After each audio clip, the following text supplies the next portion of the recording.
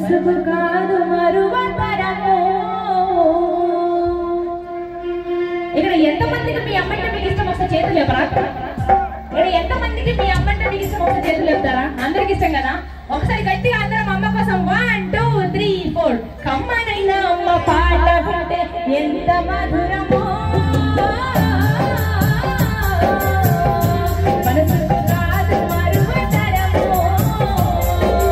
కమ్మనైన అమ్మ పాట వింటే ఎంత మధురమో, మనసుకు కాదు మరువతరము. చల్లగా వాగులో ఉన్నప్పుడు ఎదుగుతున్నప్పుడు నవమాసాలు నిండుకున్నప్పుడు అమ్మ ఇవనేడు కడుపులు నన్నప్పుడు